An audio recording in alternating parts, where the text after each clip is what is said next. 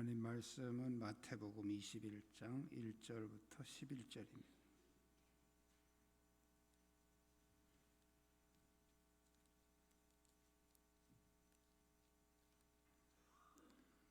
마태복음 21장 1절부터 11절 한 절씩 교독하시겠습니다.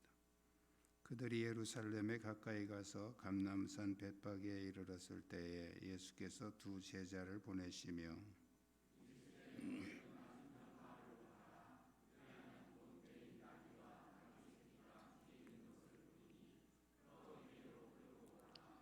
만일 누가 무슨 말을 하거든 주가 쓰시겠다 하라. 그리하면 즉시 보내리라 하시니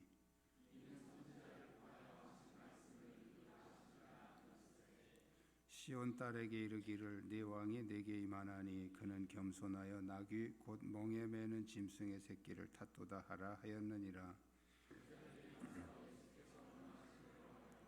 나귀와 나귀 새끼를 끌고 와서 자기들의 겉옷을 그 위에 얹음에 예수께서 그 위에 타시니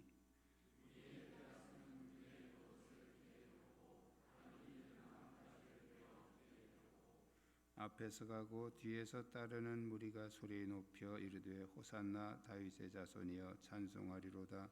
주의 이름으로 오시는 이여 가장 높은 곳에서 호산나 하더라.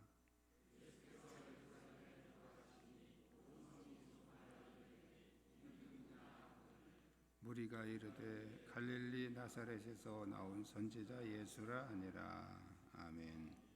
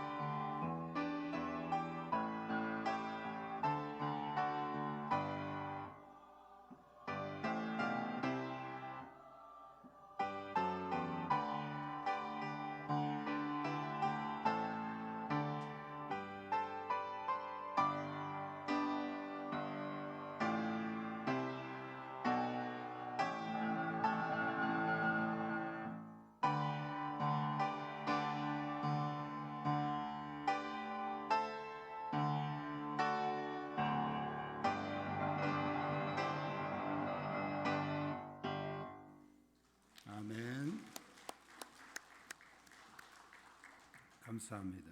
주위에 있는 분들과 서로 인사 나누시기 바랍니다.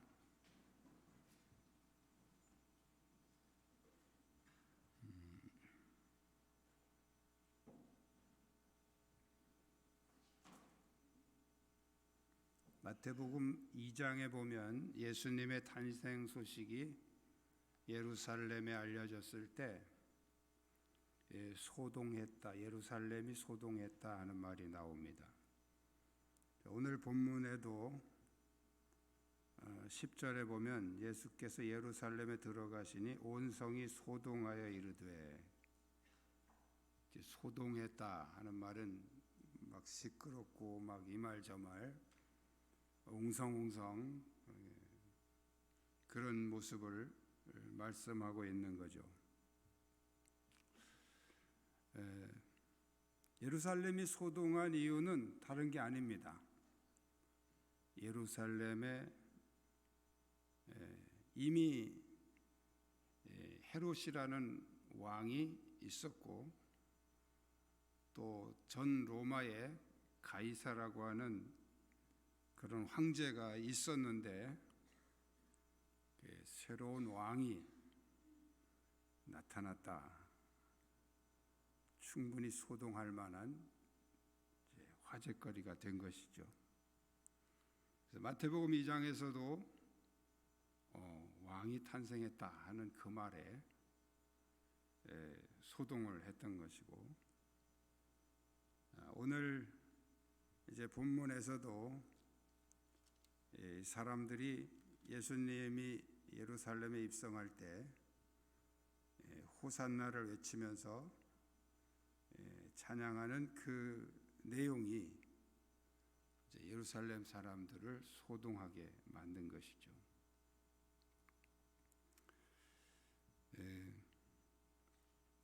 예루살렘이라는 말은 하나님의 평강이라는 뜻입니다. 하나님의 평강 또는 평강의 하나님, 그런 뜻이죠. 하나님의 평강, 하나님이 통치하시고 다스리실 때 하나님의 평강이 오는 것인데, 지금 누가 다스리고 있습니까? 헤롯이 다스리고 있죠. 가이사가 다스리고 있죠.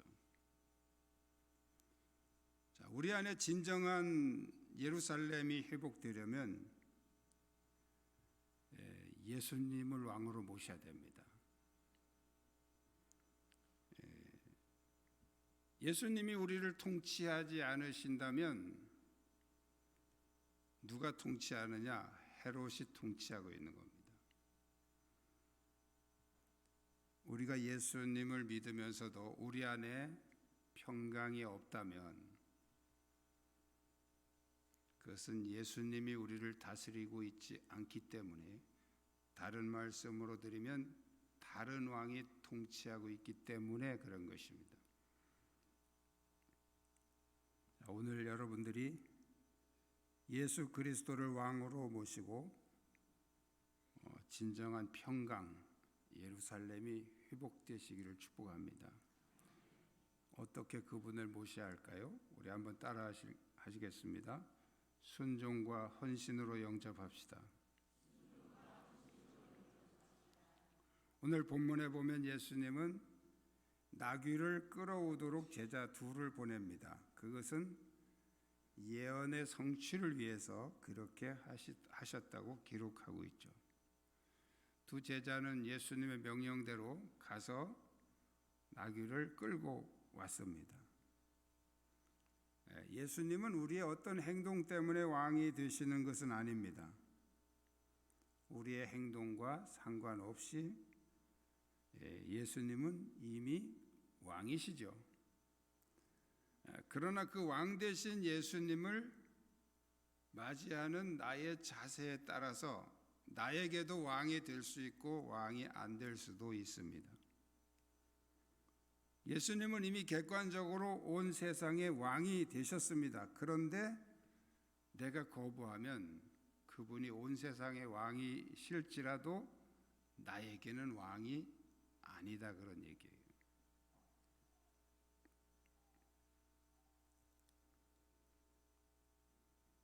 예수님이 예루살렘에 입성하실 때, 왕 되시는 예수님으로 입성하실 때 첫 번째 필요했던 것은 바로 제자들의 순종과 나귀 주인의 헌신이었습니다. 그것이 예수님을 예루살렘에 입성하게 하셨던 것이죠. 예수님에 대한 표현은 여러 가지로 이렇게 성경에 나옵니다. 근데 이제 왕이라는 호칭은 바로 통치자를 강조한 호칭이죠. 그래서 예수님을 왕이라고 할 때는 거기에 우리는 백성이다라는 말이 생략이 되어 있는 거예요. 그래서 이 왕과 백성은 특징이 뭐냐면, 왕은 통치자고 백성은 다스림을 받는 그런 존재. 그것을 이제 왕과 백성이라고 이렇게 말씀하고 있는 거죠. 자, 내가 예수님을 왕으로 모신다 하는 말은 내가 주님의 통치를 받겠습니다. 내가 주님의 다스리심을 받겠습니다 하는 고백과 같은 것입니다. 나의 삶을 다스려 주십시오. 나의 삶을 통치해 주십시오 하는 고백이 숨겨져 있는 것이죠. 그렇다면 우리가 예수님을 왕으로 모시려면 우리가 어떻게 살아야 될까요? 바로 예수님이 걸어가신 그 길을 따라가야 됩니다. 그 주님이 걸어가신 길은 철저한 순종과 헌신의 삶이었죠. 예수님이 왜 이 땅에 오셨습니까? 예수님이 오신 가장 큰 목적이 뭐예요? 병 고쳐주러 오셨습니까? 귀신 쫓아내주러 오셨습니까? 십자가를 지러 오셨습니다. 예수님이 이 땅에 오신 목적은 십자가를 지러 오셨습니다. 자, 십자가는 예수님의 절대 순종과 온전한 헌신으로 이루어진 것이 십자가입니다. 여러분이 예수님을 왕으로 모시기를 원한다면 그 예수님께 절대 순종과 헌신으로 영접하시기를 축복합니다. 두 번째는 따라하시겠습니다. 겸손과 믿음으로 영접합시다. 예수님을 나의 왕으로 영접하려면 겸손과 믿음이 필요합니다.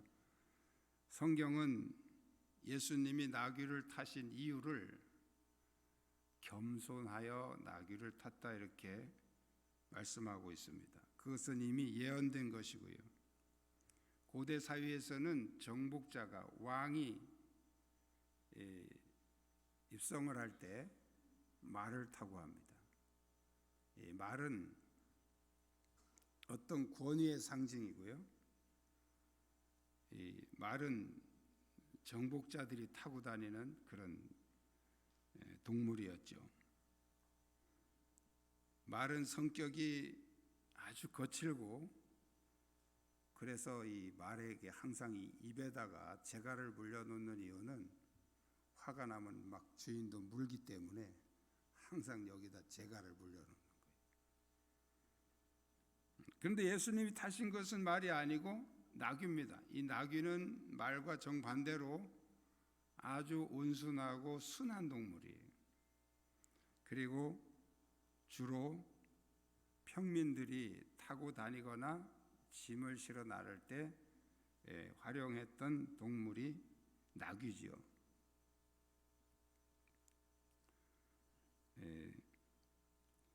이처럼 예수님은 겸손하여 나귀를 타고 오셨을 뿐 아니라 끝까지 십자가에 버림받아서 죽으시면서까지도 하나님을 신뢰했습니다.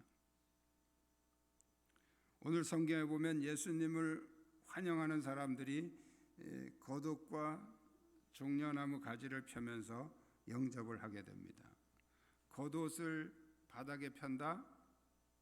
그것은 바로 자신을 낮추는 겸손의 상징적인 행동이었죠. 성경에서 그리스도인들에게 가장 많이 강조되는 덕목 중에 하나가 겸손입니다. 겸손은 아무리 강조해도 지나치지 않을 만큼 우리 그리스도인들에게 아주 중요한 덕목이에요.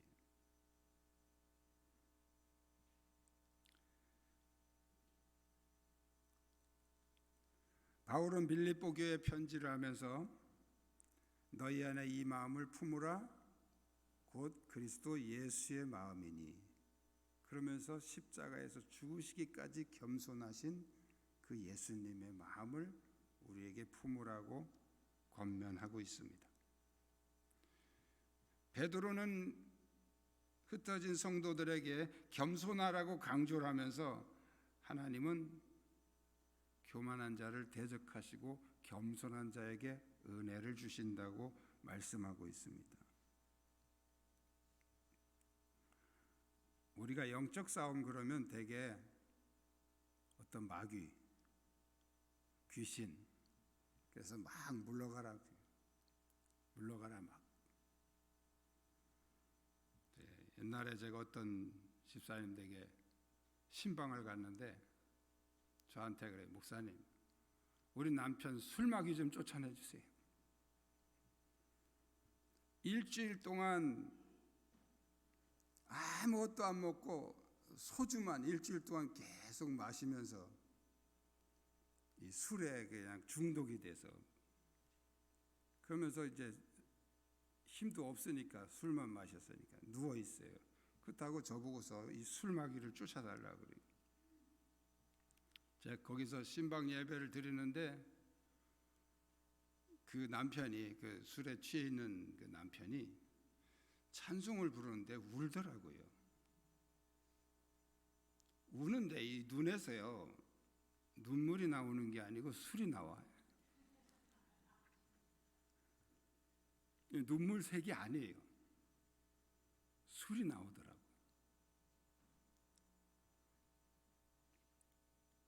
그게 쫓아내집니까? 우리는 흔히 뭐 마귀, 귀신 그런 막 쫓아내야 된다 이런 개념을 가지고 있어요. 근데 우리가 싸워야 될 가장 강력한 영적 대상, 우리 안에 싸워야 될 그 세력은 교만입니다. 교만.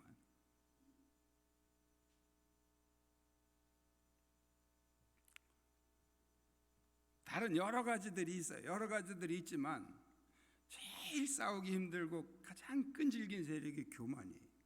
이것은 어떻게 보면 인간 존재의 근본이에요. 창세기 3장에서도 이 교만 때문에 타락한 거예요. 교만은 모든 죄와 악의 뿌리예요. 그래서 이 교만을 물리치기가 정말 힘듭니다. 여러분 중에 나는 교만이 없어, 벌써 옛날에 다 물리쳤어, 그 사람이 제일 교만한 사람.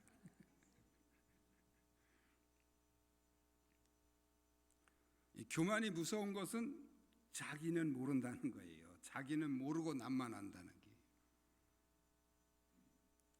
그게 교만이에요. 이 세력을 싸워서 이기지 못하면 절대 겸손하지 못합니다. 예수 믿으면 자동으로 교만해지는 줄 알면 착각이에요. 이 믿음 때문에 교만해진 세력도 있어요. 이 믿음 때문에. 그래서 그런 사람을 영적 교만이라고 합니다. 영적 교만. 좀 기도 많이 하고 좀 교회에서 열성적으로 하는 사람들이 자기도 모르게 빠지는 게 영적 교만이에요. 그래서 다른 사람 막 무시하고, 정말 교묘하고 무서운 세력입니다. 이 교만.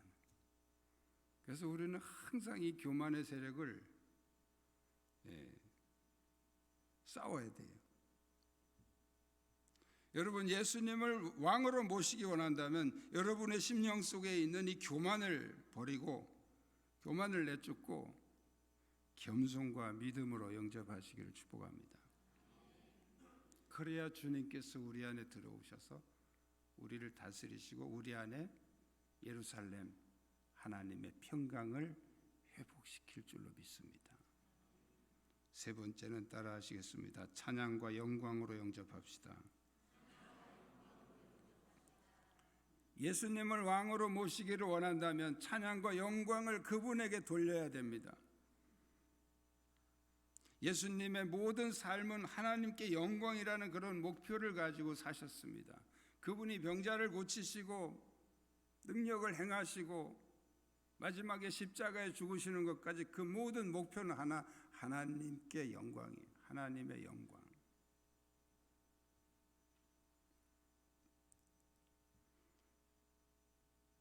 제가 얼마 전에도 말씀드렸죠. 기적이 나의 이익을 위해서, 나의 삶의 편리를 위해서, 나의 문제 해결을 위해서 기적을 구한다면 일어날 가능성이 거의 없습니다. 하나님의 영광을 위해서 구해야 됩니다. 예수님이 그 기적을 그냥 막 행하신 게 아니에요. 하나님의 영광을, 하나님의 이름을 드러내시기 위해서 하신 거예요. 초대교회 사도들이 많은 기적을 일으켰죠. 그게 전부 다 목적, 하나님의 영광을 위해서예요. 내 개인의 욕심을 채우기 위한 것이 아니죠. 찬양이라는 것은 주님의 이름을 높여드리는 모든 행위를 찬양이라고 합니다. 찬양. 오늘 본문에 보면 무리들이 소리를 지르면서 뭐라고 그랬어요? 호산나, 호산나, 호산나. 다윗의 자손이여 찬송하리로다. 주의 이름으로 오시는 이여 가장 높은 곳에서 호산나, 호산나. 아까 찬양도 했죠. 호산나. 무슨 뜻이에요? 호산나가 무슨 뜻이에요?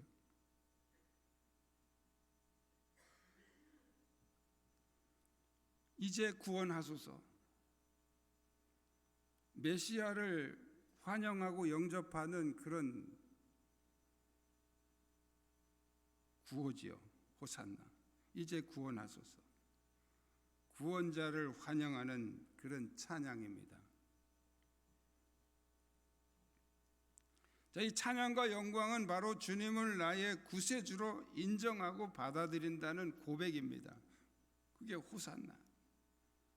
할렐루야. 무슨 뜻이에요? 여호와를 찬양하라. 할렐루야. 할렐루야. 여호와를 찬양하라 그 말이에요. 호산나. 이제 구원하소서. 같은 말이죠. 할렐루야. 호산나.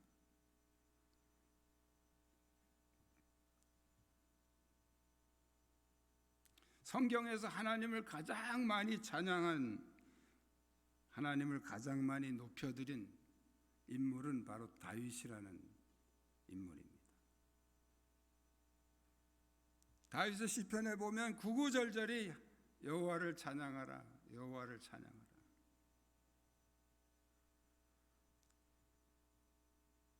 구구절절히 여호와를 찬양하고 있습니다. 자기만 찬양한 게 아니에요. 너희 모든 만민들아 여호와를 찬양하라. 모든 백성들아 여호와를 찬양하라. 심지어는 모든 만물들, 하나님이 창조하신 그런 모든 창조물들을 향해서 여호와를 찬양하라고 외치고 있습니다. 하나님께서 우리를 창조하신 목적이 무엇일까요? 여러 가지로 우리가 대답을 하지만 성경에 명확하게 하나님이 우리를 창조하신 목적을 기록하고 있습니다. 이사야서 43장 21절. 저는 이 이사야서, 제가 숫자를 잘 못 외우는데 이사야서 이 말씀은 한 번에 읽었어요. 1, 2, 3, 4를 거꾸로 하면 되더라고요. 43장 21절. 이제 안 잊어버리실 거예요. 43장 21절 1, 2, 3, 4를 거꾸로 하면 4, 3, 2, 1. 거기 뭐라고 기록되어 있는지 아세요? 제가 읽어드릴게요. 이 백성은 나를 위하여 지었나니 나를 찬송하게 하려 함이라. 아멘. 하나님께서 우리를 창조하신 목적을 하나님을 찬송하게 하려고 지으셨다는 거예요.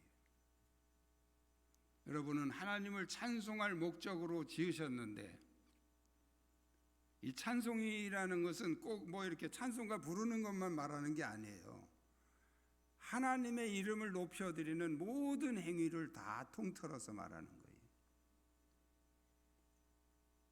하나님의 영광을 나타내는 모든 행위, 그것이 노래가 될 수도 있고 시나 또 기도가 될 수도 있고요, 또 어떤 선한 행동이 될 수도 있어요.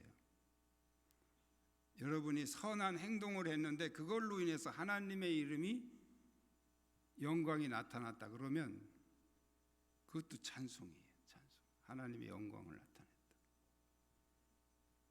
제가 일부 예배 때도 말씀을 드렸는데, 여러분들이 그 식당 예약하실 때도 개인의 이름으로 거의 다 하시잖아요.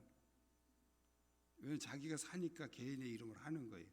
근데 이왕이면 예약할 때 교회 이름으로 해보세요. 예약하면서 어디로 할까요? 물어보잖아요. 그럴 때 김영규입니다, 김영규에 이렇게 하지 말고 청광교회예요 이렇게 해보세요. 그러면 청광교회 이름이 자꾸 불려지잖아요. 그럼 그 식당에서도 청광교회, 또 지난번에 청광교회인데 또 청광교회네. 지난번에 제가 어떤 식당에 갔는데 청광교회 자주 오셔서 오늘 서비스로 피자 한 판 더 드린다고 그러더라고요.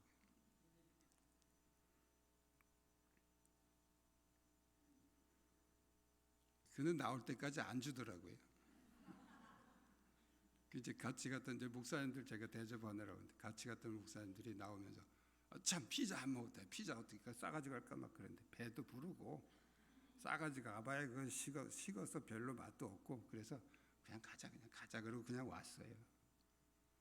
그 주인은 뭐 준 줄 알겠죠. 바쁘니까 왔다 갔다 까먹은 거지 뭐 의도적으로 안 준 것 같진 않아요. 제가 느낌에 그 고마워서 서비스 하나 준다고 그랬는데 의도적으로 그걸 안 줬겠어요? 깜빡한 거죠. 그래서 저는 항상 예약할 때 항상 청광교회로 제가 예약을 합니다. 저 혼자 가서 먹어도 혼자 무슨 식당에 가서 먹겠어요? 그냥 이렇게 두세 명이 가도 청광교회라고 제가 항상 제 이름 안 대고 그게 자연스럽게 교회 이름이 자꾸 불려지면 그만큼 교회가 소문나는 거 아니에요? 그 대신 그렇게 했을 땐 거기 가서 조심하셔야 돼요. 청광교회라고 해놓고 가서 험한 소리 다 하면 안 돼. 거기 가서 진짜 청광교회인으로서 멋있는 모습을 보여줘야 된다고요. 청광교회라고 해놓고 가서 막 그 1,000원 깎아달라고 막 따지면 되겠어요? 예? 그러면 청광교회 교인들 한 사람만 그래도요, 사람들이 청광교회 교인들은 다 막 그걸 깎지 못해서 그런다고 막 전부 다 그냥 막 뭐라 그래, 그렇게 평가를 한다고 사람들이. 그래서 그렇게 교회 이름으로 하고 교회 이름으로 갔을 때는 멋있게, 요새 뭐 카드로 다 하니까 뭐 그렇지만 현금 낼 때는 그 잔돈 뭐 1,000원, 2,000원도 그냥 이렇게 오고 그러면 멋있잖아요. 왜 그렇게 살아야 됩니까? 나는 손해 보지만 주님 영광을 위해서는 주님 영광을 위해서. 주님 영광을 위해서 내가 손해 보면서 그렇게 살아야 되는 거예요. 그게 바로 예수님을 왕으로 모시는 사람들의 삶의 모습이라는 거죠. 예수님을 왕으로 모시기를 원한다면 우리의 말, 우리의 행동, 우리의 생각 모든 것이 그분의 영광을 나타내기 위해서 말해야 되고, 그분의 영광 가리는 말이라면 절제해야 되고 조심해야 되는 것이죠. 그 당시 예루살렘은 로마 황제 가이사 밑에 분봉왕이라는 그 헤롯이 이 로마가 넓은 지역을 다스리다 보니까 지역마다 이렇게 왕을 세워서 분봉왕을 통해서 그 지역을 통치하게 그렇게 했는데, 바로 그 예루살렘을 통치하던 분봉왕이 헤롯이라는 사람이죠. 우리가 이게 영적으로 보면 이 로마 황제 가이사는 사탄과 같은 존재예요. 분봉왕 헤롯은 누굴까요? 그 밑에 있는 마귀나 귀신이나 그런 세력으로 볼 수도 있지만, 바로 예수 그리스도가 없는 우리 자신의 모습이 바로 헤롯이 통치하고 있는 영역이라고 이렇게 저는 해석하고 싶습니다. 여러분이 예수 믿으면서도 아직 하나님의 평강이 없다면 거기는 분명히 헤롯이 통치하고 있는 다른 지배자가 다스리고 있기 때문입니다. 여러분의 삶의 주인이 누구라고 생각하십니까? 여러분 자신이라고 생각한다면 그분은 이미 헤롯의 통치를 받고 있는 것입니다.